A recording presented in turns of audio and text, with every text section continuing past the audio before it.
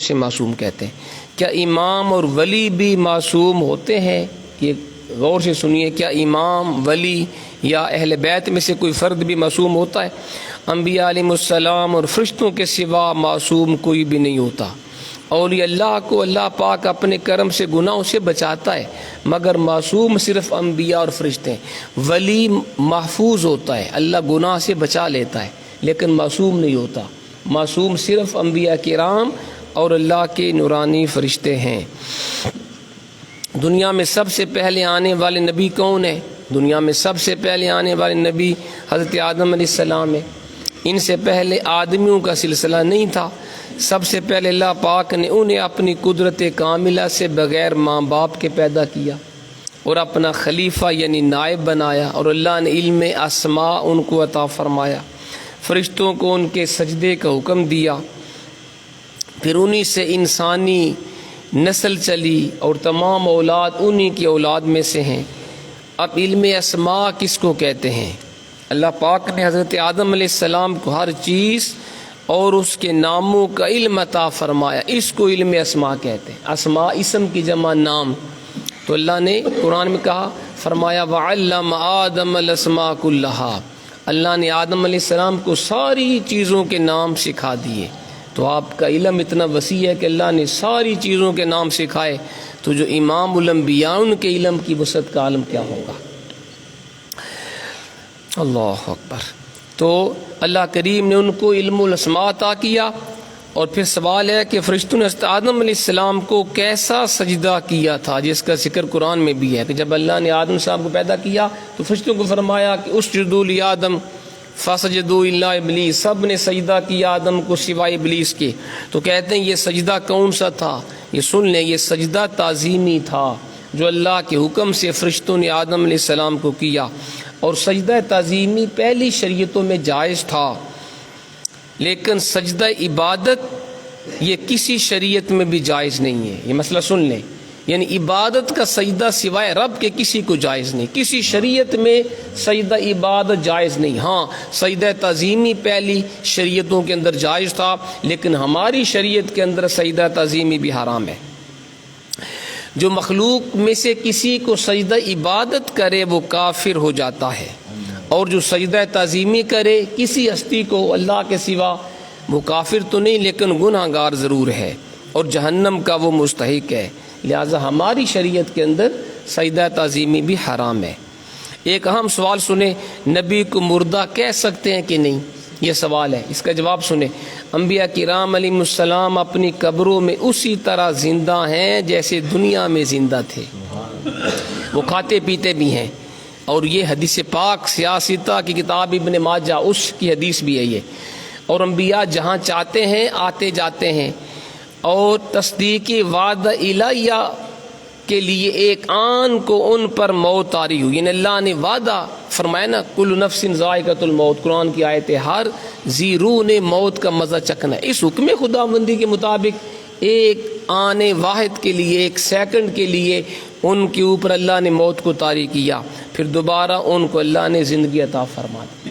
تو انبیاء کرام کی زندگی یہ شہداء کی زندگی سے بھی اعلیٰ ہے، اور شہداء کے بارے قرآن کہتا ہے وَلَا تَقُولُوا لِمَنْ يُقْتَلُ فِي سَبِيلِ اللَّهِ أَمْوَاتٌ بَلْ أَحْيَاءٌ وَلَٰكِن لَا تَشْعُرُونَ، جو اللہ کے راستے میں قتل کیے جائیں ان کو مردہ نہ کہو، وہ تو زندہ ہیں، تمہیں ان کی زندگی کا شعور نہیں۔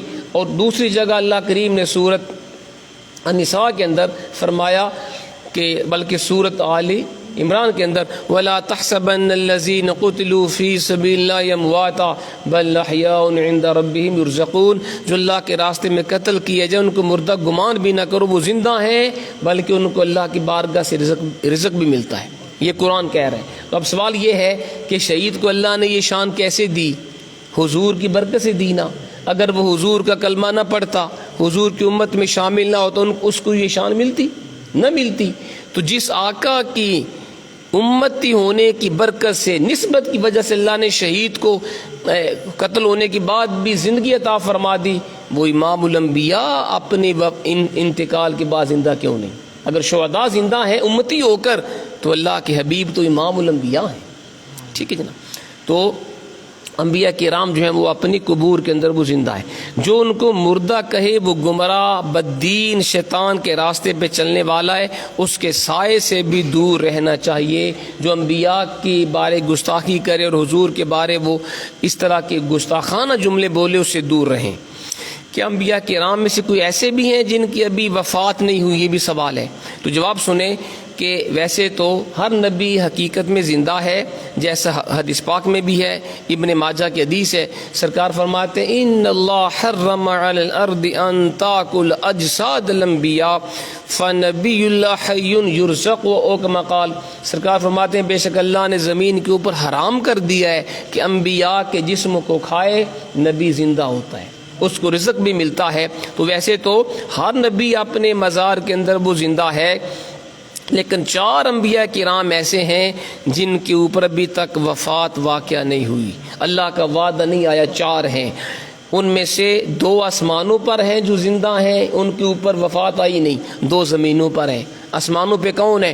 حضرت ادریس علیہ السلام اور حضرت عیسیٰ علیہ السلام، ان کے اوپر ابھی وفات نہیں آئی. اور زمین پر کون ہے؟ حضرت خضر، حضرت الیاس علیہ السلام، ان کے اوپر بھی ابھی وفات نہیں واقعہ ہوئی. حضرت عیسیٰ علیہ السلام کے بارے میں قادیانیوں کا باطل عقیدہ کیا ہے اور اس کا رد بیان کریں. یہ بھی غور سے سنیں. قادیانی مرزائیوں کا عقیدہ ہے کہ حضرت عیسیٰ علیہ السلام ان کی وفات ہو گئی ہے، مسیح ہے موعود. اس نے کہا تھا، قادیانی نے اپنے آپ کو، میں مسیح موعود ہوں، جس عیسیٰ کے آنے کا وعدہ اللہ نے کیا وہ میں ہوں. تو قادیانیوں کا بھی عقیدہ ہے عیسائیوں کی طرح کہ حضرت عیسیٰ علیہ السلام کی وفات ہو گئی ہے.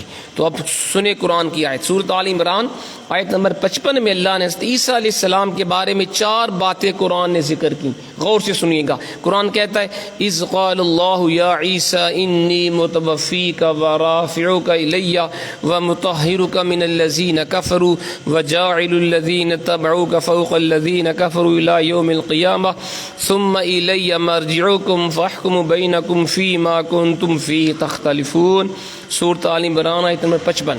ارشاد فرمایا جب اللہ نے فرمایا اے عیسیٰ میں تجھے پوری عمر تک پہنچاؤں گا اور تجھے اپنی طرف اٹھا لوں گا، تجھے کافروں سے پاک کر دوں گا اور تیرے پیرووں کو قیامت تک تیرے منکروں پر غلبہ دوں گا، پھر تم سب میری طرف پلٹ کر آؤ گے تو میں تم میں فیصلہ فرما دوں گا جس بات میں تم جھگڑتے ہو. یہ قرآن کی آیت ہے.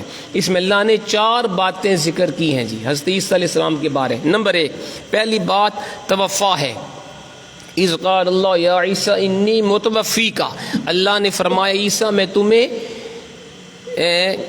پوری عمر تک پہنچاؤں گا. تو توفا کا حرف آیا.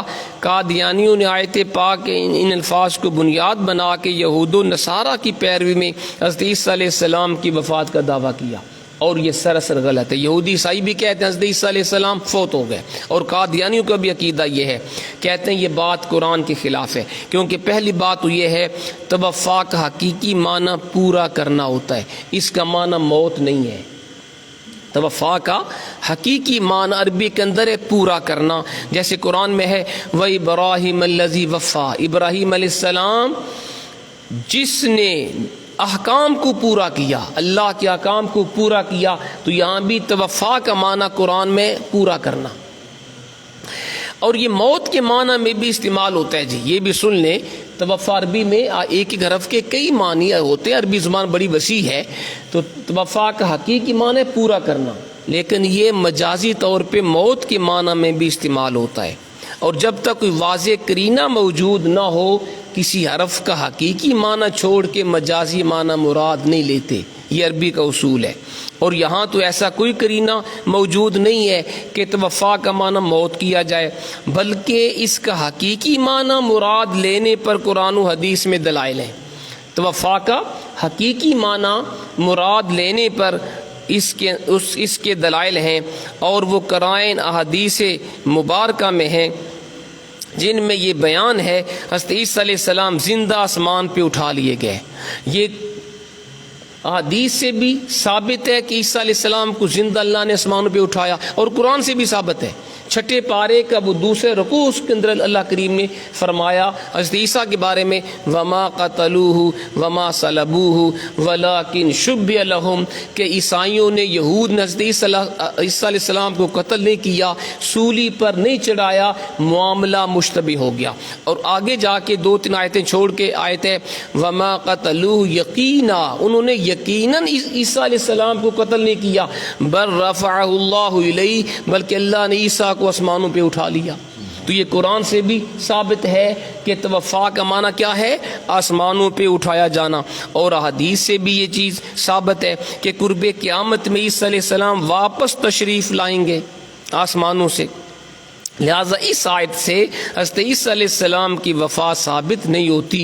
بالفرض اگر توفا کا معنی وفات دینا ہی لیا جائے، جیسے قادیانی، عیسائی، یہودی کہتے ہیں، تو اس سے یہ کہاں ثابت ہوا کہ حضرت عیسیٰ علیہ السلام وفات پا چکے ہیں؟ قرآن نے کہا ہے انی متوفی کا، اللہ نے فرمایا میں عیسیٰ علیہ السلام کو یعنی وفات دوں گا۔ تو یہ متوفی فعل مضارع ہے، پریزنٹ کے اندر فیوچر کا معنی بھی پایا جاتا ہے، تو اس کا معنی ہے میں تجھے وفات دوں گا، دی نہیں، دوں گا۔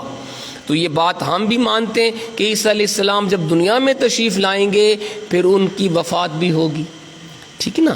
یہ معنی نہیں ہے کہ ہم نے تجھے فوت کر دیا، بلکہ پریزنٹ کا صیغہ ہے، پریزنٹ کا صیغہ ہے فعل مضارع کا، تمہیں موت دوں گا، جس کے اندر فیوچر کا معنی بھی پایا جاتا ہے۔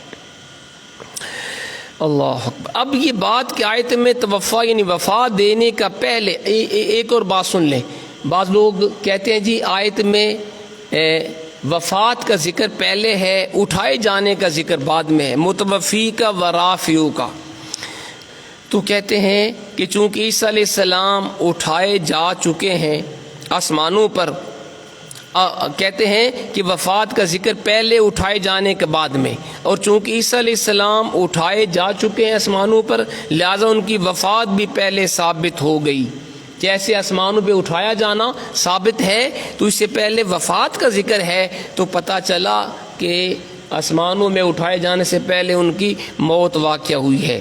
بعض لوگ یہ بھی کہتے ہیں، تو کہتے ہیں اس کا جواب یہ ہے کہ آیت میں متوفی کا اور رافیو کا کے درمیان جو واو ہے نا، یہ ترتیب کے لیے نہیں آئی۔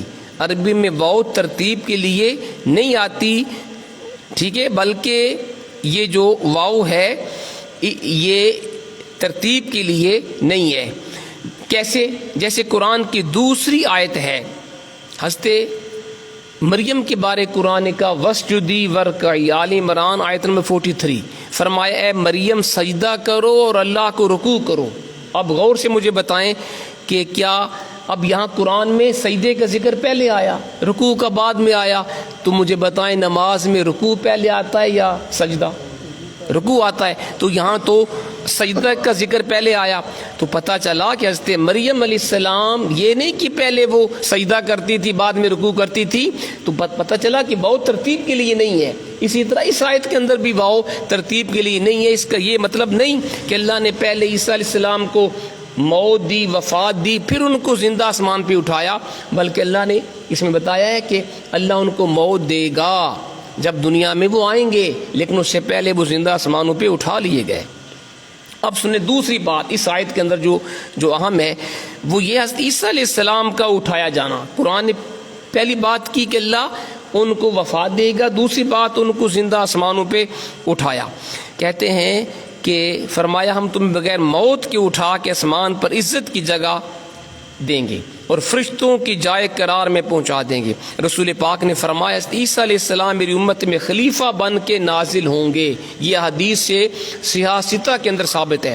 سرکار نے فرمایا عیسیٰ علیہ السلام صلیب توڑیں گے جب دنیا میں آئیں گے، قیامت سے پہلے خنزیروں کو قتل کریں گے، 40 سال وہ دنیا پہ زندہ رہیں گے عیسیٰ علیہ السلام، وہ نکاح بھی فرمائیں گے، اولاد بھی ان کی ہوگی، پھر ان کا وصال ہوگا، یہ حضور نے فرمایا۔